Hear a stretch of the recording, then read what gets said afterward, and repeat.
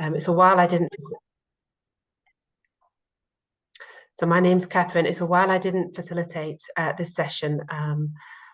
So I am a palliative care specialist. I'm currently based in Geneva, and I'm working with Médecins Sans Frontières to support palliative care in MSF projects. And lovely to see some MSF colleagues on the call. So hello over there in South Sudan. I can see you a bit more now, so that's good. And I hope your connection's working today.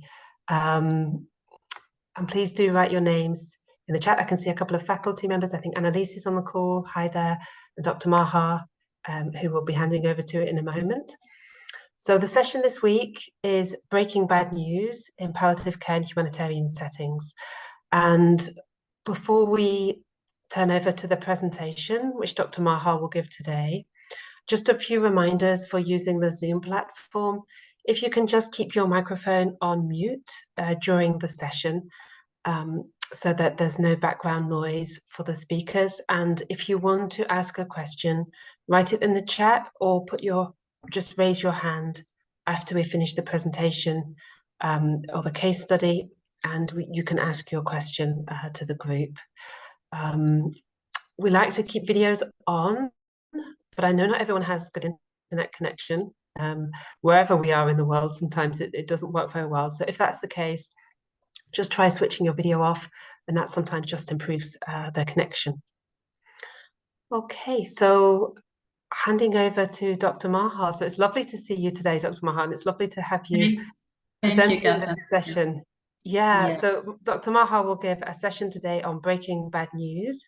So communication, which is an important communication skill in palliative care. And Dr. Maha will introduce herself a bit more, but Dr. Maha, as far as I know, you're still working at Sanad Hospice in Beirut in Lebanon. Is that the case? Yeah. Hello, everyone. I'm Maha Kassem. I'm an internist, infectious disease, and palliative care specialist. I work at the Clemenceau Medical Center in Beirut and Sanad Hospice NGO in Beirut too. Today we'll be presenting for you all breaking bad news in palliative care and humanitarian settings. We'll start our presentation in just a moment. I think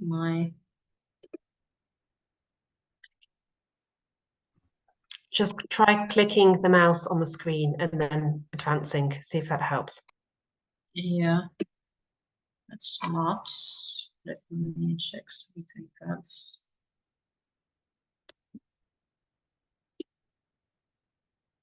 Okay. Yes, great. Okay.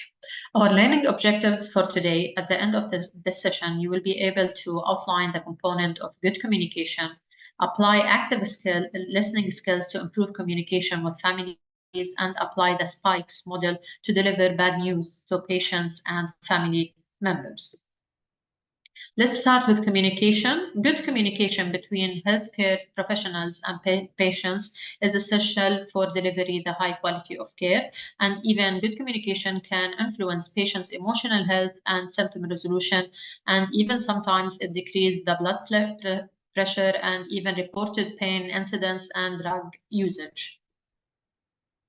Good communication with families, it reduces uncertainty and anxiety, builds trust between the healthcare workers and the family, ensure a collaborative process of care, helps us to explore concerns, both expressed and unexpressed, and improve the satisfaction with. The consequences of poor communication, it decreases confidence and trust in medical care, families not receiving important information, and even significant distress, patient and families choosing or insisting on ineffective care. When we have poor communication, patients and families begin to feel angry, depressed, not valued, even distressed, and lack of trust between the families and the providers and the healthcare professionals. So what is the most important for families in communication with the healthcare professionals? provide adequate information, clear and understandable, honesty and empathy, respond to concerns and attend to emotions, discuss what can be done and give realistic goals, inclusion and decision making. To be a good communicator, you must have the knowledge, have all the facts that are needed. The purpose of this discussion, to be clear, what is the purpose of the discussion that we are having, be sincere, be empathic, and even the language, we must to speak plainly and avoid complex medical terms, since most of the people don't understand our complex medical terms, and be alert to nonverbal clues. Active listening skills. Let the person speak, interrupt only when there is a need, encourage the person to talk, and listen for hidden questions. Allow short periods of silence and apply active listening. It's so important for us when we just give any kind of information for the bad ones, for the patients, to give this space for them, the silent, just not without any speaking for a few seconds. What is bad news? Bad news has been defined as any information likely to alter drastically a patient's view of his or her future, or that results in cognitive, behavioral, or emotional deficit in the person receiving the news that persists for some time after a news is received. Breaking bad news, we have to be an open and honesty we talk. We aim to speak to parents together in case of children, allow plenty of time, involve the family in decision making, and even in a pediatric, the acknowledge of family as expert in the care of their child. Why it is so difficult for us as physicians to communicate and to break bad news. It's a fear of causing pain, being blamed, fear of therapeutic fury, emotional reaction, even lack of training in communication and breaking bad news. Most of curriculums in our universities, actually, we don't have any kind of these trainings. Lack of time, health system constraints, lack of support from colleagues, cultural constraints, and even sometimes language barriers, and fear of upsetting the patient's existing family's roles or structure. Why it's so difficult from patients and family perspective. The patients often have vivid memories of receiving bad news. Negative experiences can have lasting effects on anxiety and depression. We'll start with a SPIKES acronym for breaking bad news, how to break bad news. We'll start with the SPIKES. The S for settings, it goes with settings. We have to, first of all, the who, invite the important people, and what are, get the facts straight, and when, convenient time, don't rush while you are speaking, and even choose the private room and quiet room. And the purpose of this meeting has to be known for us. Get some tissues, maybe for the emotions of the patients if they cry or anything else. Sit at eye level, minimize interruptions, and check in with yourself and just take a deep breath. Perception, always get information from the patient and family before you give any kind of information. Like, what have the doctors told you about your condition? What is your understanding of why you are so sick? Invitation, ask permission to tell more. Can I tell you more about what is happening? Ask for preferences. How do you prefer to discuss medical information in your family? And even the role in healthcare, the doctor will deliver bad news to families, and even nurses can give more elaboration after the first meeting is done and give clarifications. The knowledge, give information, give a warning always, give a warning, like I have something serious we need to discuss. Give the facts clearly and what the results mean. use plain language and pause, like your cancer has spread to your liver. It is getting worse despite our treatments. And just pause. Empathy and emotions. Allow silence. Listen and observe for any expression of emotions. Encourage the family to share how they are feeling. Stop taking if the family shares strong emotions like crying or anger. Allow the expressions of emotions. A useful phrase to show family and you have connected with their emotions, like, I wish the situation was different. You can use the nurse model for empathic responses, like N for name the emotions. I can see that you are feeling very angry. The U for understand. I expect most people would feel that way in your situation. The R for respect, like you have shown remarkable courage. S for support. We will support you through this. Explore, E for explore, like, tell me more about how you are feeling. Use the 3 W's. 3 W's, I wish, hope, I worry, and I wonder. For the families and patients member, I hope that I will get better. So you will answer them, I hope that you will get better, but I'm worried that this might not happen based on what we have seen with your condition so far. I'm worried that there is a chance your health may deteriorate quickly, and I wonder if we should talk about that to make sure we have planned for how to get the best care of you and understand what you want to do in that scenario.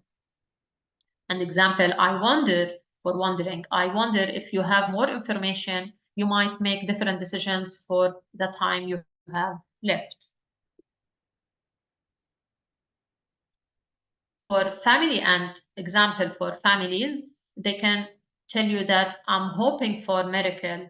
The provider has to answer, I'm also hope that you will get better, but I'm worried that this might not be possible, and this is a chance you to get sicker quickly. The S is for summary and strategy. Just check overall understanding. Like, do you have any other questions for me? We have talked about a lot today. Can you tell me what you understand? Review the plan of steps and always document the discussion in the file so the others will know what has been discussed. Let me give you some additional tips. Avoid always to give numbers when it's estimating to prognosis. Instead of an estimate, you can hours to a small number of days, days to a small number of weeks, and weeks to a small number of months. Avoid the phrase, there is nothing more that we can do. Instead of that, you can say, although there is no cure for this illness, but we will continue to support you and your child or your family and manage the pain and other symptoms. For the summary, a good communication is essential for palliative care. Communication skills can be learned, active listening, and using silence, empathic responses. Spikes is a useful guide to help us to break bad news to families and patients. At the end, just remember, if we do it badly, the patients or family members may never forgive us, but if we do it well, they may never forget us. Thank you. Any questions?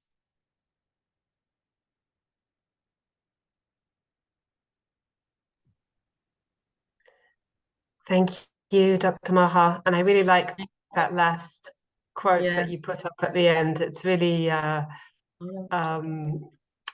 know, it actually really is very true. It is really very true. I'm just thinking the amount of times that I've heard patients and families being angry or being upset that the way news was given, and they remember, as you say, they never remember. And then also families that have had positive experience and how they remember actually the healthcare provider who communicated well. And I think that just captures the importance of this topic. in healthcare, but particularly in palliative care, Yes. Super, yeah. So I think many of you on the call have had this had training probably already on communication skills. I imagine this isn't the first time looking at who we've got here with us on the call today. And I'm just wondering first if anyone has any questions relating to what Dr. Maha has shared. So any questions or even comments on the active listening and using the spikes. So if there's any questions on that first. So I don't see any in the chat, but if you want to, if you have questions, then do raise your hand and we'll hand over to you. We're a small group today, so don't feel shy. There's never a bad question. But I'm aware that many of you might have had this training before, so it might not be the first time, maybe not Dr. Maha's slides, but maybe not the first time you've had training on communication and breaking bad news.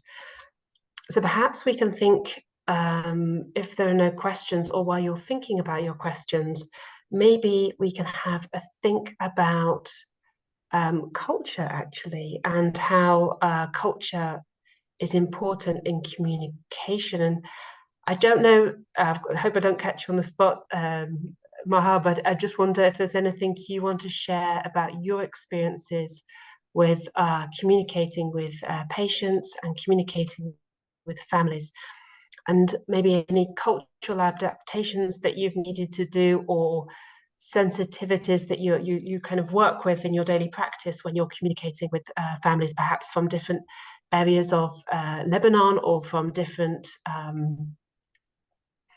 families within Lebanon. So how we sometimes need to be mindful, if you can give some examples, and that might just make other people share also something from their setting as well. Kathryn. Well, yeah. Actually, the culture's constraints that we are facing here in Lebanon, well, sometimes a lot of patients, they don't know anything about the prognosis of their diseases.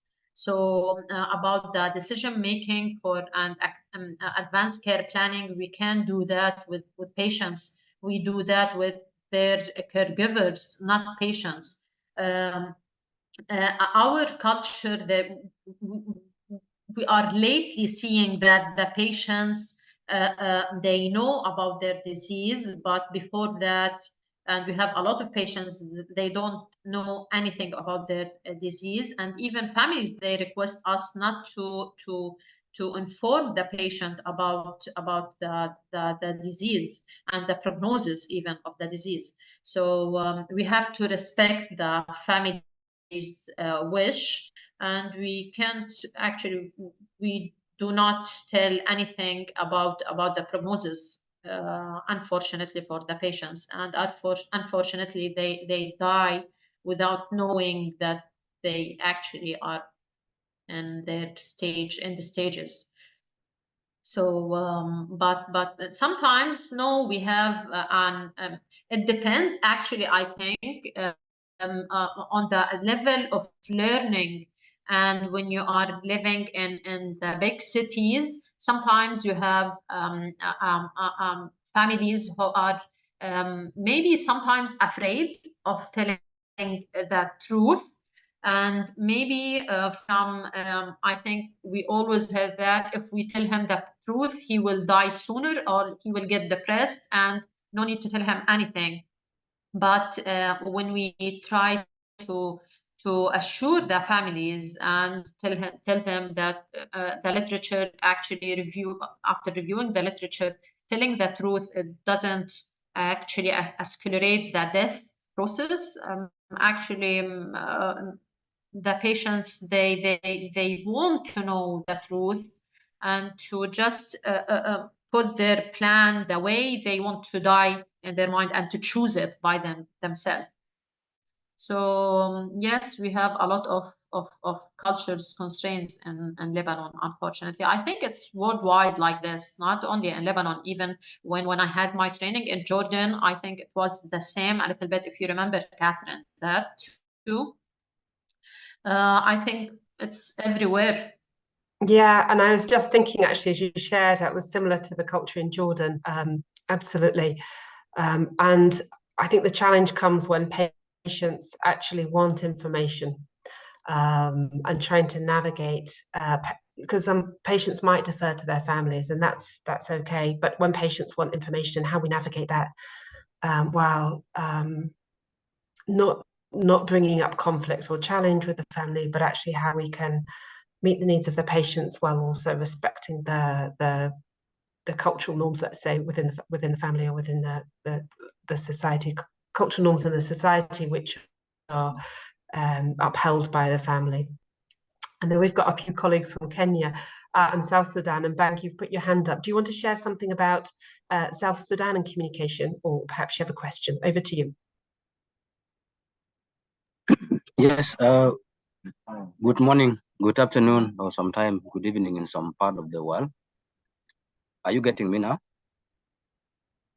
Yes, we hear you nice and clearly. Thank you. Very good. Of course, as you mentioned it before, to breaking a bad news sometime in other culture, there's some negative impact in some part of the culture. So, for example, if a person died, or maybe a person died, and he would be the person that can even also support that certain family, it can be a problem, because when you are going to break the bad news, it may happen maybe the family that was remain in the world sometime, because they get support from that person. Maybe some of them can get collapse in a collapse, and that can make them also, they can die for good, like the late person who passed away. So as I said, for you to breaking the bad news, you also consider the culture. Like maybe there's some culture that you cannot just break a bad news. You may stay for that news maybe for 1 month without telling, because maybe you don't know what can happen to that person. Maybe a person can decide to do a suicide. Maybe a person can even also did a bad thing for himself, because there's some part of the world that may have some sharp object like gun. For example, let me say it for South Sudan, the place where I am, the contact is not fair. Use the white arms are also moving with their own gun. So in the community, sometimes they can just leave the gun in the house. If a lady or an responsible person just maybe had a bad news, maybe he decide to kill himself or herself with that gun, rather than doing a suicide, because sometimes suicide, it can be a long path for him or for her, but he just decide maybe to go in the house. When he found that gun, he can just put the bullet inside, then shoot him or herself, because he lose a person that support him or her in for all his or her whole life. Thank you. Thank you. I think that's a really important point raised there. And I think that actually probably strengthens the importance of those steps that we learned in Spike. So checking out who are the people we should be speaking to, and just finding out from the patient or from family members, actually, who are the ones that are going to hold any information. And how we do it matters. It really matters. There's just one thing I would say though, Bang, is that if we don't break the news, if we don't give bad information, it doesn't, of course, stop the person from dying. So the idea with breaking bad news is that we will prepare the patients and families. And if we don't do that, the person will still die, but they died without having some preparation and time to, have that last moments with the family member. And so the idea is to try and accompany and support that family through that process, which will happen whether we talk about it or not, of course. But I take your point, and I think that just really speaks to the importance about how we communicate with families. And when we become skilled communicators, we can sort of sense, is this the right time? You look at the reactions of the person. Is this information that they can take in at the moment? Okay, how is this person responding to what I'm saying? Shall I stop here? And should we have a meeting again later? So it's being very sensitive to those cues from the people we are speaking to. But thank you very much. And I think it's a task that many healthcare workers around the world, skilled even in communication, it's always a task that is it takes time and careful consideration about how best to do that for individual family members. Yeah. I wonder if there's anyone from Kenya who wants to share about their experiences and how perhaps culture, local culture, might influence communication, particularly breaking bad news. I see, Pamela, you've put in the chat that breaking bad news is still a challenge to many healthcare providers for fear of reaction of the relatives. And this is exactly what you were just talking about, Bang, as well. So, so these fears are shared as we were saying in many settings. Actually, it's not necessarily just a local culture. So fear of reaction of the relatives is also something that Pamela's sharing from. Pamela, where are you based?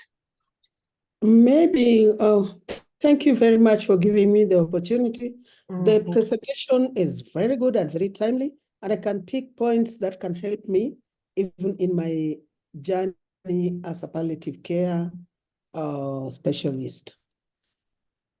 I can say that culture plays a very major role, especially when we are breaking bad news, because we have some cultures where by people don't believe that death is normal, especially when someone has terminal illness. Any death or any disease is associated maybe with witchcraft, with several things. So when you're going to break bad news, there are many things you need to take into consideration. Because sometimes you're going to break bad news, but the attitude of the people whom you're going to break bad news for is different. They feel like this news is coming from you. It's not actually that they are maybe breadwinner or the person that they're looking forward to is the one who may not make it.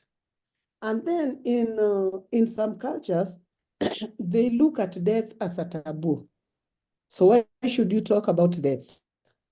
Then also there are this group of people whereby you can have a family conference, knowing quite well we are not making it very far.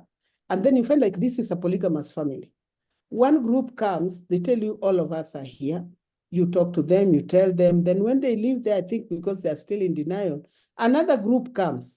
You talk about the same thing. So you'll realize that the information you give, but because of the denial and the fact that people don't believe that death should be natural, and especially when a chronic disease has come, you find yourself in a challenging situation. However, just as that quote said, some people really appreciate, especially when you tell them and they put things in order. The few who understand, they put things in order.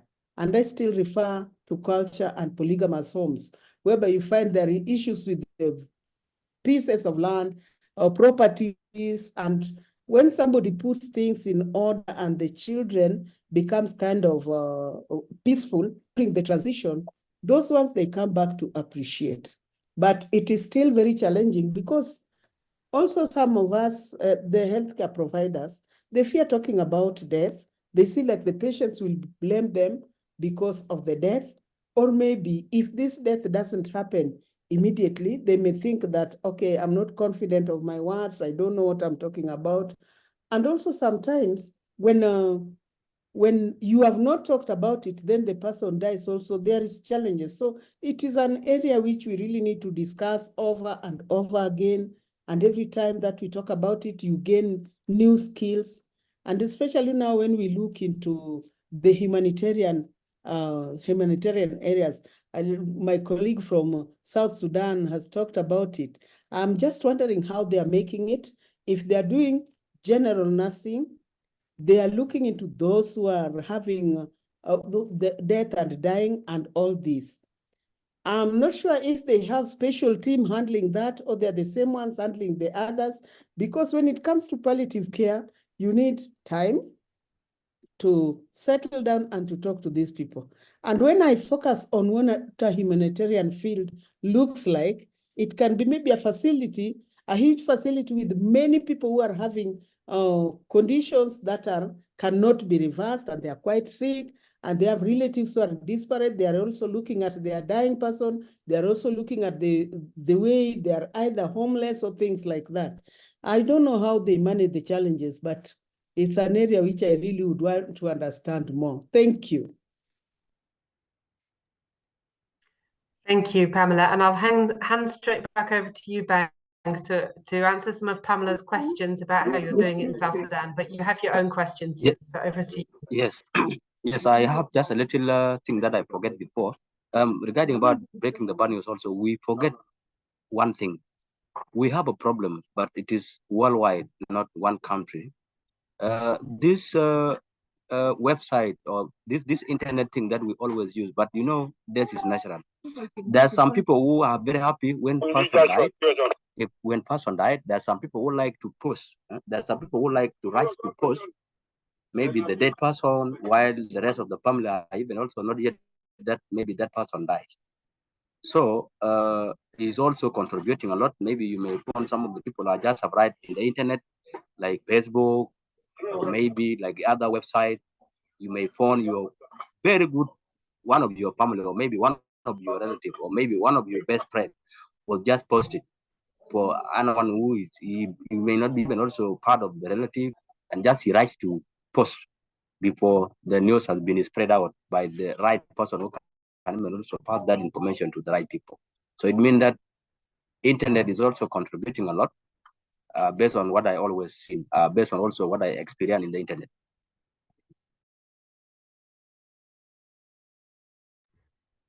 Thank you. Yeah, so the message goes to a different audience than it might have done in the past. And so I think, were you saying with that, Bang, that then the body might be taken away quickly, but then more relatives are arriving or more families? Was that the point, that we need to be mindful that people might come later as well, Bang? Was that the point you wanted to make? Yes. Yeah. And Pamela was asking you about your setup, about how you provide palliative care. And I know you're not a specific palliative care team, you provide palliative care alongside other services. Do you want to explain a bit to Pamela about palliative care and nursing and how that's working in your setting?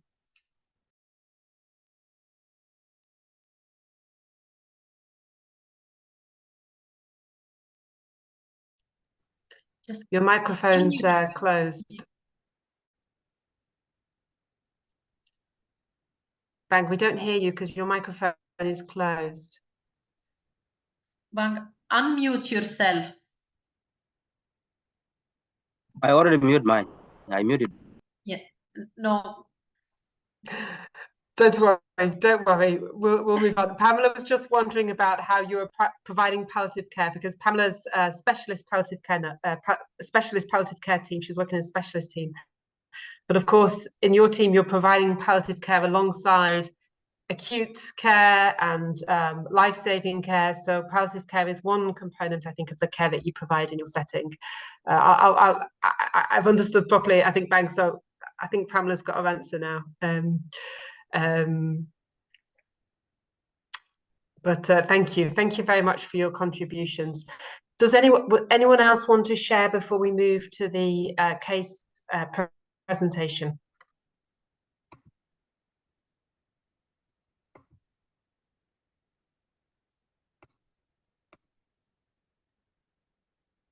Okay, I don't see any more hands, and there's nothing else in the chat. So let's move on to the case, and it may well open up some other discussion topics as well, because I think that's often where the learning really happens, when we share between ourselves our experiences. And let me just see if I can share my screen.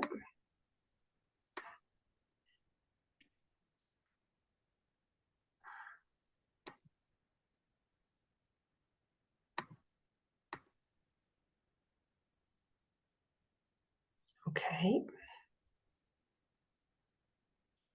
Just give me a moment, because we'll put it into full mode. Okay. So let's see how you find this case discussion, because I thought what we'll do today is just sort of capture some of the learning that Dr. Maha has just led us through on how to break bad news. But first, to open a discussion, I have two cases to bring. The first one is very short, and it's really to open the discussion about breaking bad news. So we have a 49-year-old man with advanced cancer, and he's admitted to the health facility, to the hospital, and he asks you why he is having severe pain and what is the problem. He's not aware that he has a cancer diagnosis.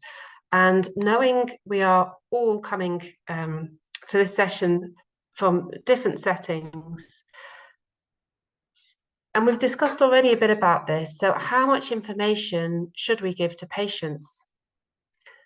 And perhaps some of this has already come out in the discussion we've had, but does anyone want to share their thoughts on this? How much information should we give to patients? I think it also leads into how we give the information too. But anyone want to share your thoughts on this? If this was your patient in your setting, a man who's been admitted, you know he has an advanced cancer, he doesn't know. Should we tell him?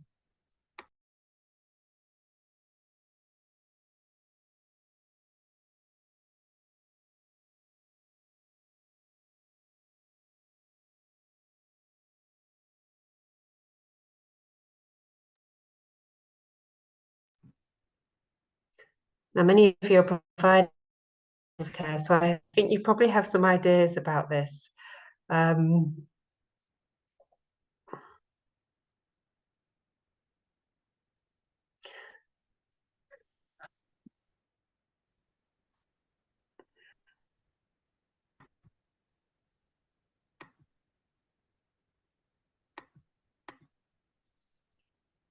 Okay.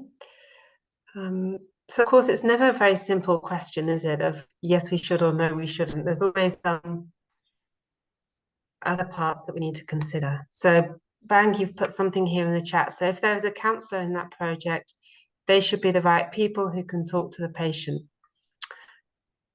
So yes, very good. So think about, follow up.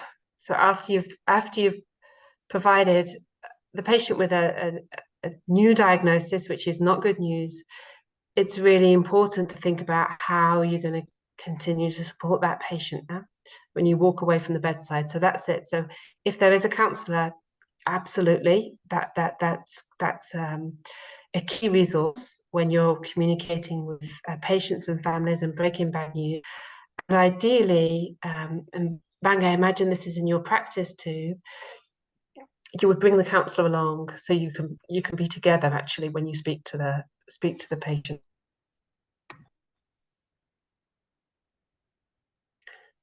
Yeah, great. So thanks, Annalise. So sharing as much as, so Annalise has said, just share as much as he can comprehend in addition to what he already knows.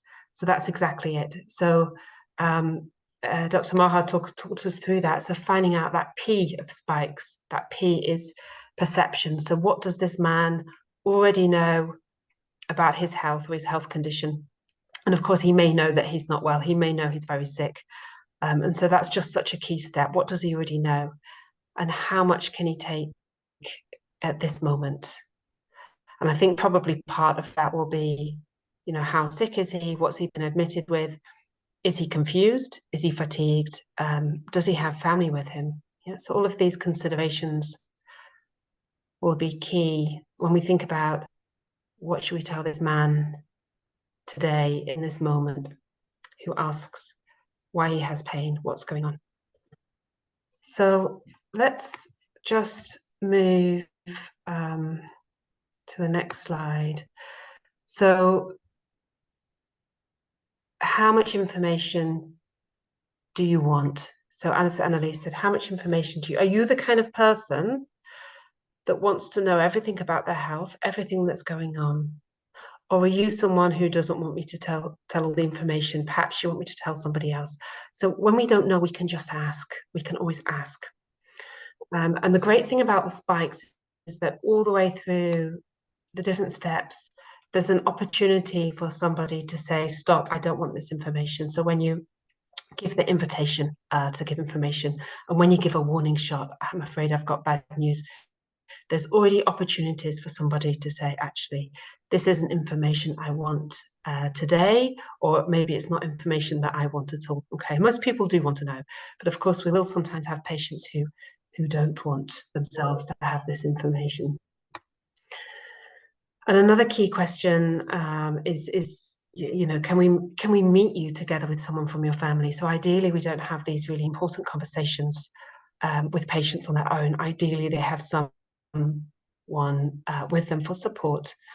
Bang already mentioned the counsellor, which is a key resource, but if you can have someone from that family, so someone that the patient feels you know, is a support to them, someone that knows the patient and can support them afterwards, that would be the best option. It's not always possible, but that would certainly be the best option. So we're going to move to case 2, and the way I've done this today is that we're going to work through a case. It's a child that requires palliative care. And I've just put options A and B, and I thought it could be quite fun. Let's just try this and see how it goes. If you can write in the chat at each point when I ask you, if everyone puts in the chat their option A or B, okay? And we'll just see how we get on with this. So case 2. So you and a member of your team arranged to meet with Phoebe, and she is the mother of your patient who's called Daniel. So Daniel is 4 years old and he has congenital cardiac disease. He has worsening symptoms of fatigue and breathlessness and has been admitted several times over the past few months. So what is the first step when communicating with Phoebe?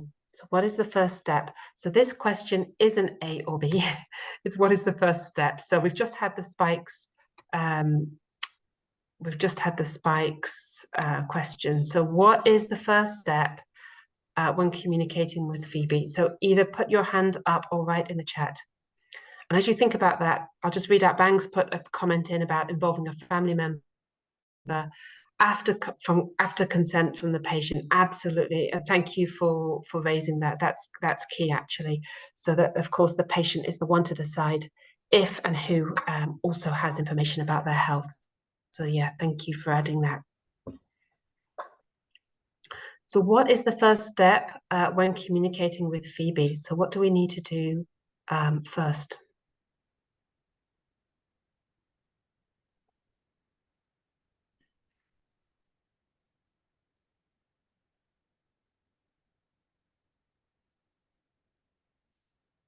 So I'm not sure if I'm not seeing the chat, or if you haven't written anything in just yet. Let me just open the chat. There we are.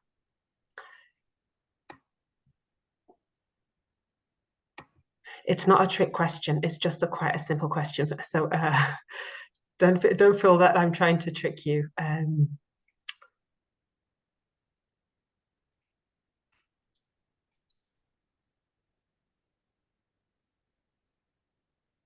Anyone want to share?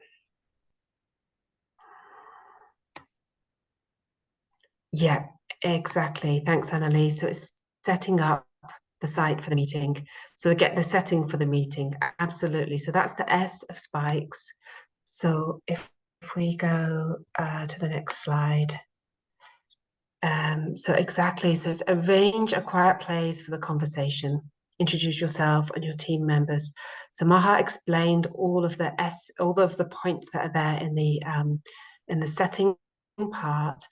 Now, a quiet place can be really difficult to find, especially in some of the contexts where we work. And so it's just do your best to find a least busy place, somewhere that may not be absolutely private, but at least is as private as you can make it. And we can sometimes use, turning our backs on the rest of the ward and going in the corner to try to create a quiet, private space, even amongst a busy ward.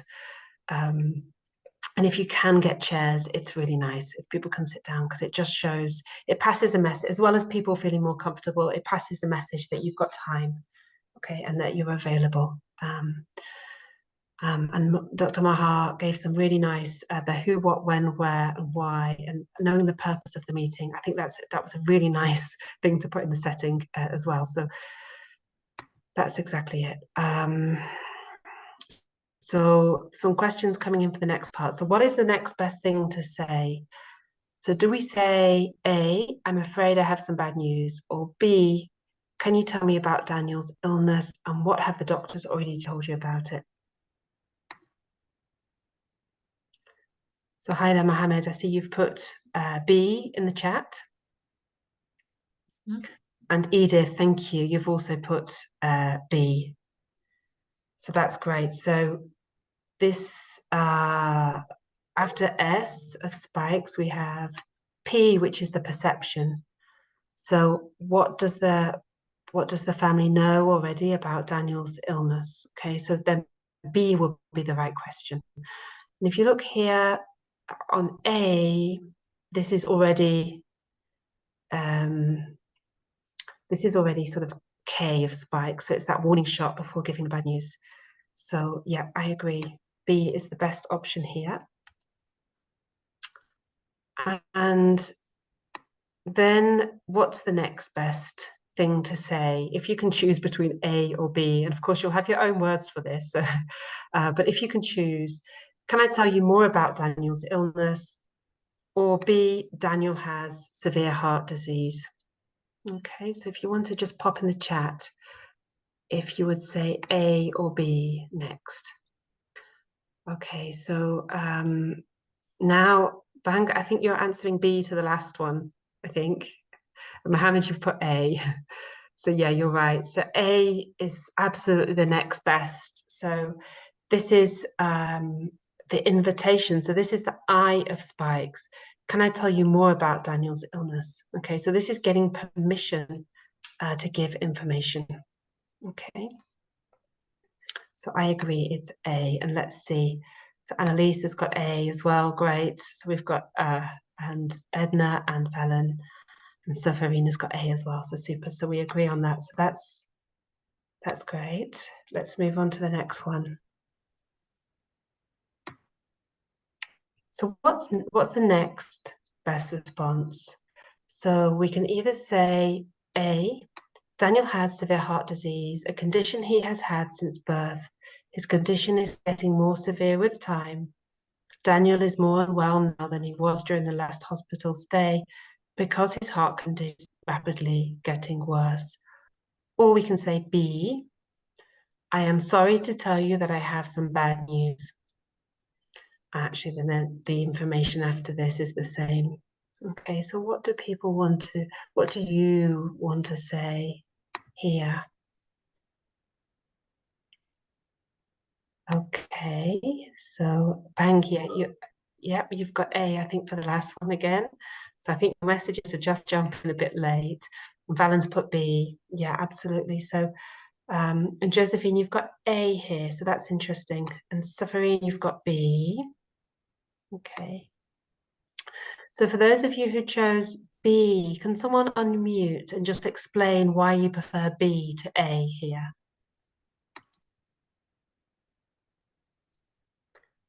Edna's got B too. So does anyone want to just explain why they've chose B?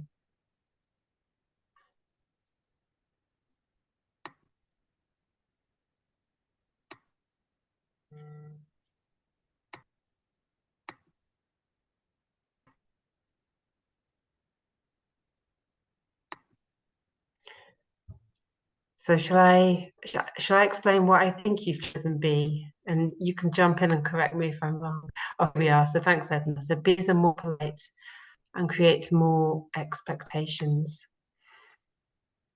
Yeah, I think B, yeah, I get what you mean, is more polite and yeah, more expectations. So I think that's it, isn't it? You're kind of giving, it's like another, this is the warning shot. So B is almost allowing their family to brace themselves that something bad's coming. So at this point, they may still not know. They may accept the update, the invitation to get more information.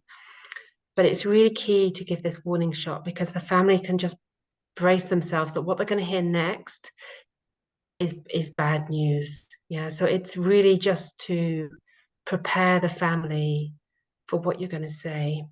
And it also gives the family a chance to say, actually, no, I don't want to hear this now. Okay. And I think this is key as well, because while the family needs, really, they do need to have the information. I always like to think about this as you never know what's been happening for that family that very same day. You know, they may have just come from something pretty terrible at home. They could be having some other family emergency. They could have just had another bereavement. And actually, you never know where people have just stepped from when they come into to the ward or to where you're working and sit down with you. And so that warning shot also gives people their chance to say, actually, I can't have any more bad news now. Can we meet later? Okay. So it's preparing people, but it's also giving people that option to say, not now, not in this moment. Or we need to have someone else in the family here for this. This isn't for us alone. We need this person with us.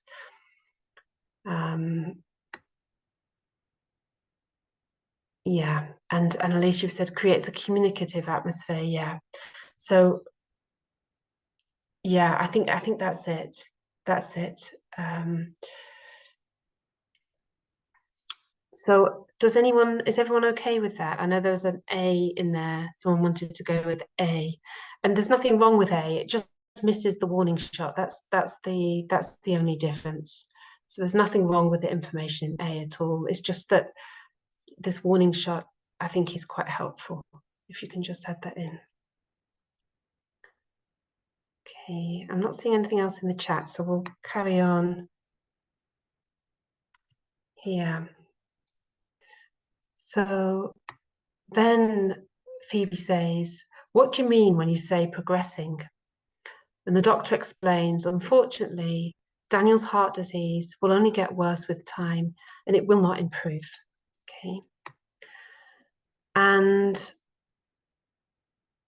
then choose what the doctor's going to say next. Is he going to say A, I've explained this to you before, or B, I wish the situation was different? Okay, what do you think the doctor should say?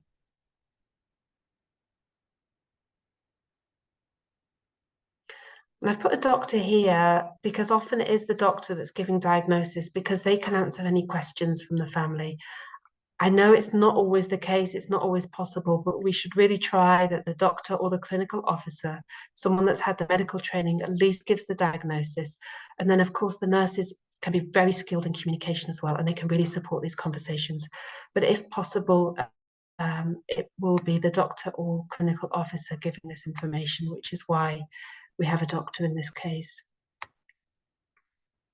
Yeah, great. So everyone's agreeing on B for this question. Super. So yeah, so that's exactly it. So you might feel, sometimes we feel, I've explained this to you before, you know, but we don't say that because of course families might forget, can forget, will forget, and that's okay. We can keep explaining. So we just say exactly, this is so this is E of spike. So we've done this one. So this is now the E, which is empathy and addressing the emotion. Okay, so you can see you've just, you know, clarified what we mean by saying that the condition's going to get worse. I wish the situation was different. So that was, this is a way of expressing empathy. And Dr. Maha had in her session, there were different ways to express empathy. There's the nurse model. So naming an emotion. I can see you're very distressed. Naming, I'm trying to remember all of them. Nurse model. So U is show understanding. And sometimes we can do that actually by saying I can't understand how hard this must be, because sometimes we're not able to. And then R, S, and E. So R is, Maha, jump in if I've forgotten R. S is support. Respect, thank you. R is having a respect, showing respect through a comment, which might be, can you give us an example of R, Maha? For support? Yeah, S is for support, that's it. We will support you through all of this with Daniel. Daniel's condition Yeah, and explore for the last letter. It's just like just give us or tell me about how you are feeling now. yeah, Express her feelings. yeah. So these are all ways of showing empathy. I try to remember as nurse plus I wish when I think about breaking bad news. We have the nurse acronym to remember what we can do to show empathy, but also I wish, because the I wish I think is always often fits in with breaking bad news, just to say, I wish the situation was different. I wish I didn't have to give you this news today. I wish this wasn't happening right now. I wish this situation wasn't happening. And it's just a simple way to align with the family to show that you also wish the situation was different. Yeah, so there's the nurse model plus I wish for breaking bad news and showing empathy. And let's just move.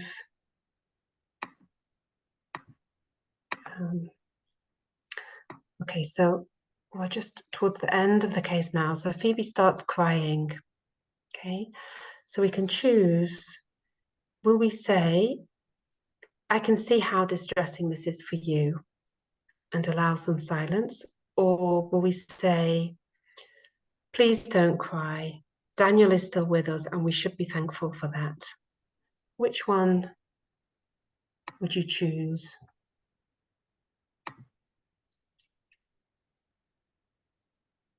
Okay, so we've got A's coming in. Great, yeah.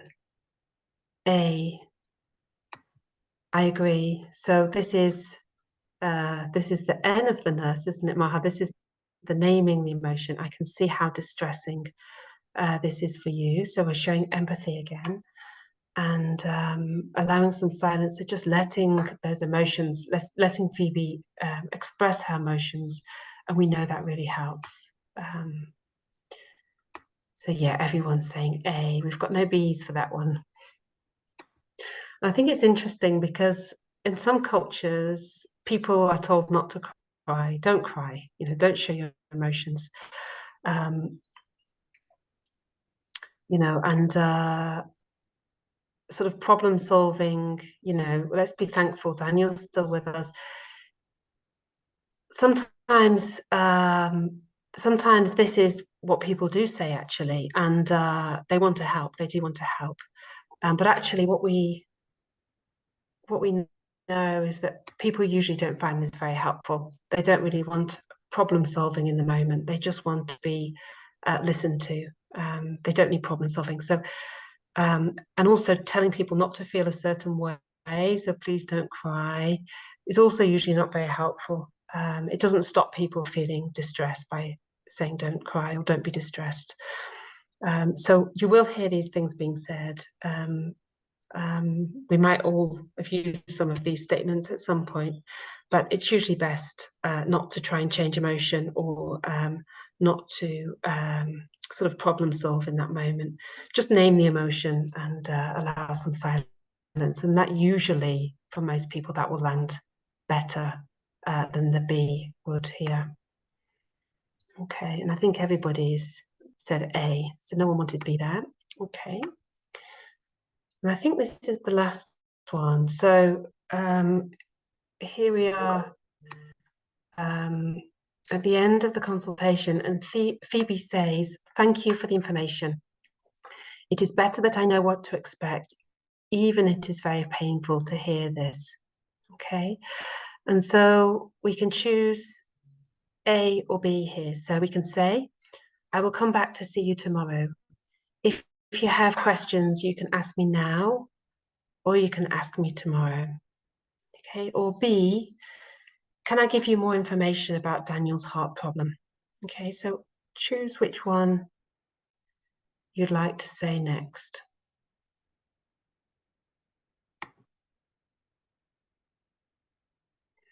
Okay, so thanks, Rita. You've put A, and Valen, you've put A as well. So we've got two A's. Mohammed, you've put A as well. So A's are coming in. And Safarine, you've put A as well. So we're basically, you're a group of great communicators because we're all agreeing, or at least we all agree with the communication style, and that's wonderful. I agree, A, and Annalise as well. So yeah, I think absolutely, I think that's the best option here. And the key here is saying when you're going to next come back. Oops, hold on a second. What's happened there? Let me just see what I've done with the chat here. Let me just see if I can shrink it. There we are. So the key is saying when you're going to come back, because often the questions will come after you've left. Then, you know, people are often a bit shocked when they've had difficult news. So saying when you're next going to come back, so that when they've had time to think, the family will be able to bring the questions to you at that time. And it's key. I mean, it might seem very basic to say this, but it's so important that when you say you're going to come back, that you do come back, however busy you get, even if you just fly back for 5 minutes and just check in, because it's all about building trust. And even if you've been a great communicator and you say, I'm going to come back later today, and you don't come back later today, you'll have done such good work communicating, but you will have broken trust by just not sticking to what you've said, because the family will hold on to it. So it's so important that you come back, whatever's going on, that you make sure you come back when you say, or at least get a message through to the family if you absolutely can't. And B's not the best because the family won't be ready to hear more about the illness at that point. They won't be able to hear any more information after bad news. So well done, everybody. You did excellent communication as a group there. So that's great. I'm just going to stop sharing so we can see each other again. Okay.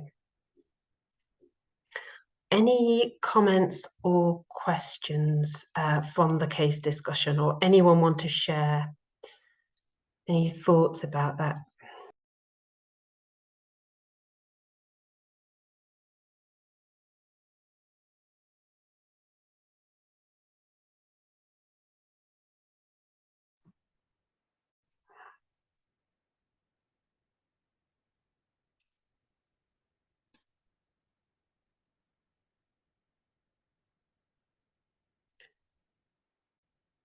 So the case was a child. I don't know if anyone wants to share about their experience of communicating in pediatric palliative care or breaking bad news when we're caring for children. If anyone wants to share any of their experience on this, perhaps when they've spoken to a child, when the child has been part of the conversation and how that went.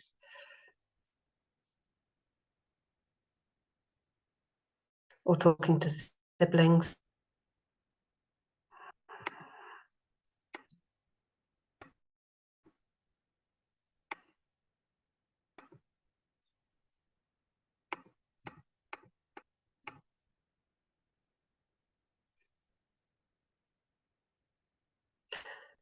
Maha, I'll come back to you if that's okay. Are you still, I can see your camera's off, but I don't, let's see, are you still there?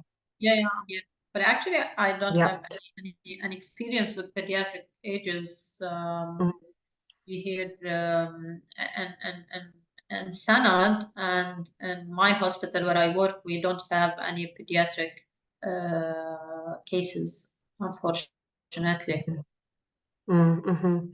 What about talking with siblings, Maha? Is that something that comes up in your work, or is that more the team's job than your, like, how would that normally be? Psychologists more than our work. Yeah.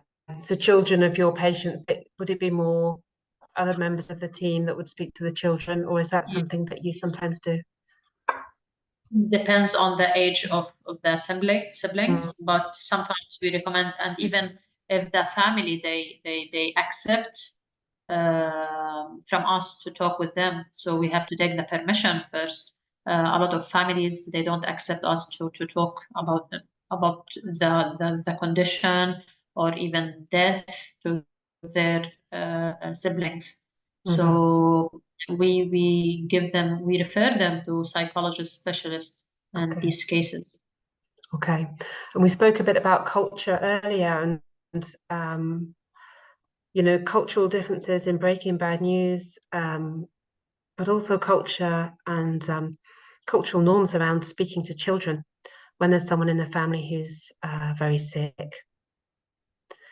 I know we've got our group on the line from Kenya. I don't know if anyone wants to share about any cultural norms or of talking to children, either in your practice directly or when you've been caring for an adult who's been very sick, and if there's an expectation that the doctors will speak to the children, or if this is usually left to parents. Of course, there'll be individual cases where the parents may want to involve the medical team.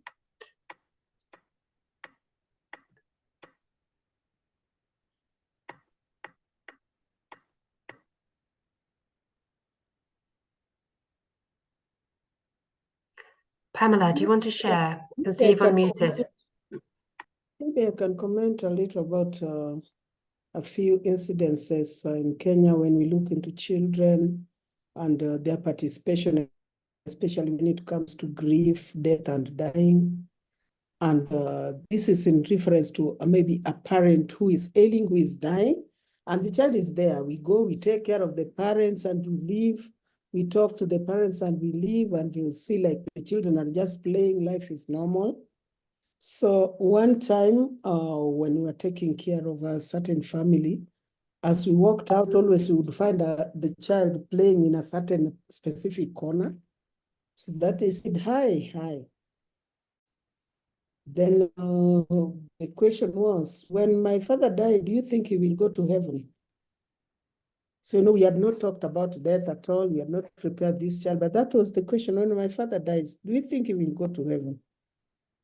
Then I told her, okay, going to heaven is hard to judge, but we have a God who can judge whether someone is going to heaven or not. Then she was very affirmative and said, I don't think my father is going to heaven because he's a liar. I said, he's a liar? Yes. He lies that he will get better, but he is dying. Then this one caught us by surprise and unaware. Then I asked her, why do you think your father is dying? Then he brought a picture, and the person was suffering from HIV. He was already wasted. It has developed some complication. He had also colon cancer, and he had an ostomy, all that. So the child brought a picture of a really wasted and HIV person and showed me and just signed it and said, don't you see this picture? She had it like this. Don't you see this picture? This picture looks like my father. And this person never made it. He died. So even my father will die. And when he dies and he goes to heaven, he will not get to heaven because he is a liar. And I told you, that one is a bit difficult. You can't say, then tell me what you think. So what I want to say is that sometimes we ignore the children, and yet they get some information from other areas. So the most important thing is that how do we start also engaging them without ignoring them that they are still young, without ignoring them, saying that, okay, maybe we can make things worse when we talk to them, because most parents would say, don't tell my children that this thing is like this. So in this area also, we need to guard our ethics. What does our ethics say, especially when it comes to communication and maybe disclosing or breaking bad news or disclosure, or things like that. Sometimes it makes life very difficult until you find yourself like you don't have something to say, yet you are going there as a very confident practitioner, fully loaded with information. Thank you.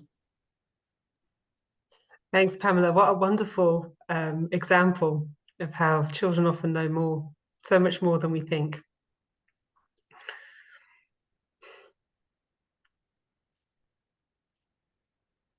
Thank you. Does anyone else want to share probably a last share of today's session, because we're already close to the end of the call?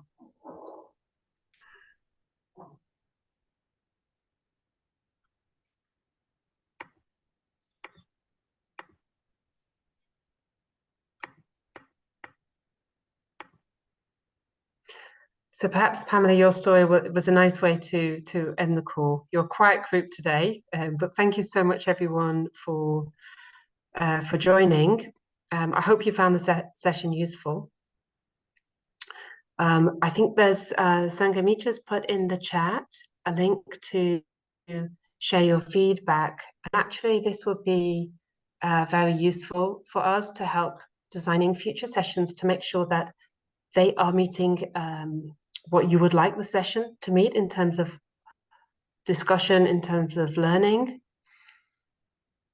So please do give feedback on today's session. And Mohammed, you've put a comment in that we'll try and address, and I'm not sure if we'll be able to do it justice in the last few minutes of the session, because it's quite a topic. Do we follow ethics or culture? Do we follow ethics or culture? Let me see if I can give you my brief thoughts on it, and then I'll see if Maha or Pamela want to add anything to it. But we're guided by our medical ethics, and we're sensitive to the culture we're practicing in. Okay, I think that's the short summary of what I would like to say. I don't know if Maha or Pamela want to add anything on that. I agree with you. I think we can also acknowledge, and sometimes ECHO is a good place to do this, is that we can have dilemmas. So you can be facing a situation where you're having a dilemma. It could be an ethical dilemma. And it can be, you might be working on a team where, based on some of the information you've learned recently about palliative care the last several years, you may begin to ascribe to ethics that might be potentially different than some of your other colleagues. And again, like Dr. Kathryn is saying, we all ascribe to medical ethics, but it can be very complicated. So,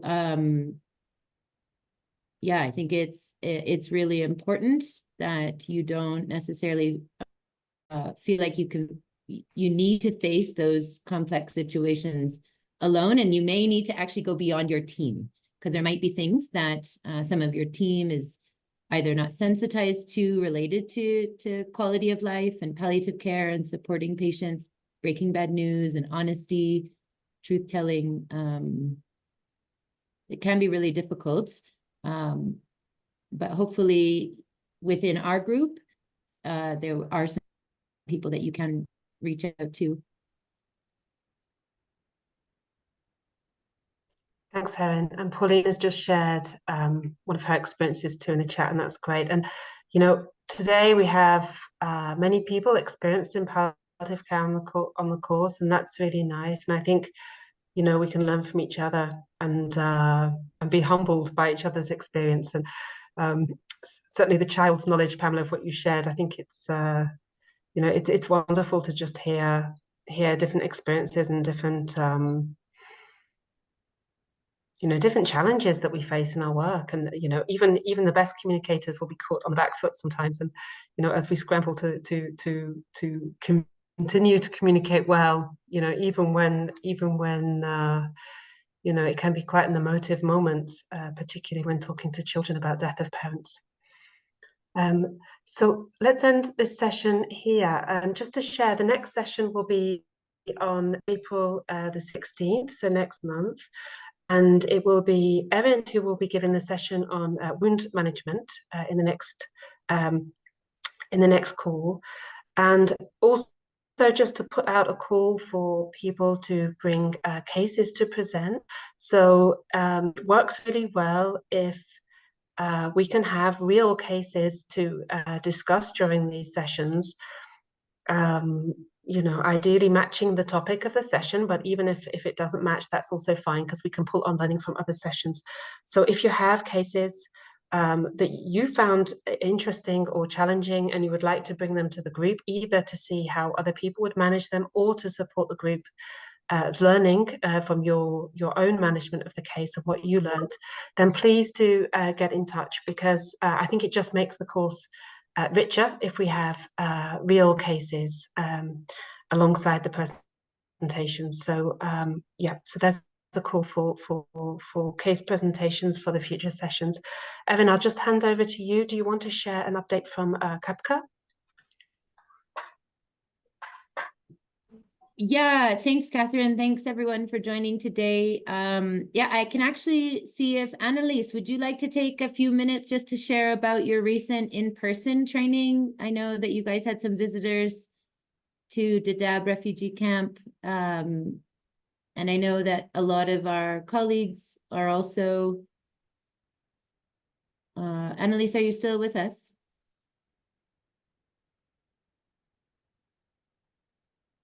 Yes, sorry. Hey, Annalise. Hi, how are you? Do you want to give a bit of an update to our colleagues online just about the recent in-person training that you did? How it went? Yeah, the training, I think it was a CAPCA sponsored. Yep. Totally CAPCA sponsored. The Dadaab refugee camps. It included all the camps, the MSF, Red Cross, and the IRC. We had a training, 1-day training for community health workers, the incentive staffs, and then 3 days for the professional staffs. Those are the clinical officers, nurses, and the medical officers, and the pharmacists, and the lab technologists. They attended. It was a very good training, although I could not attend all of them because the number chosen was limited. But we had many people who would have wished to attend the training. But I think the capacity was small, minimal. Yeah. It has created some impact. I can see the clinicals and the nurses who attended, they are now stepping in to assist. They have set the action point. They want to form now a proper multidisciplinary team, which we have not been having before. Yeah. Now we're about to hold a meeting and then discuss way forward. Great. Yeah. That's really great to hear. Yeah, and it was a project that was supported through UNHCR and Hospice Care Kenya, as well as Kenya Hospices and Palliative Care Association. So yeah, really looking forward to seeing over the next few weeks and months how the participants can get connected with people that have been doing palliative care for many months and years in the camp. And definitely, Annalise, I can share with you some advertisements, but we'd love for them to join also with our ongoing training on the ECHO. So yeah, thanks for sharing, and hopefully in the next few months we can actually get KEPCA to join us and hear a little bit more about their plans for the training, if there's any future plans too. But yes, thank you. Thanks everyone. Thank you. Yeah. I still have a concern. Yeah. Still have a concern about when KEPCA and the hospice program, they train us. Yeah. And they don't support us in anything. You know, you are giving somebody knowledge and the person will not act on it. It is not fair. They should, when they train us, they should give us a way forward, something to keep us going and busy. Yeah. Yeah. I think in general, for all the different countries and kind of regions that are represented on our call today, in general, training is one aspect. And we know it is a really important aspect. Of course, we can't expect nurses and clinical officers and medical officers to change the way they provide care for people with life-limiting illnesses unless they know about it. But I totally agree with you, Annalise. We can't impact change really meaningfully in a larger scale if training is the only kind of pillar with which we expect palliative care to be done. Yeah, I know we've been doing a lot of dreaming about palliative care, especially in the camps in Kenya, about one day maybe having a hospice or a very official palliative care program. I think, yeah, we keep pushing. We find ways to actually get program changes occurring. I hear you, Annalise. Okay, Erin. It's Vole. okay. I understand the situation. Vole.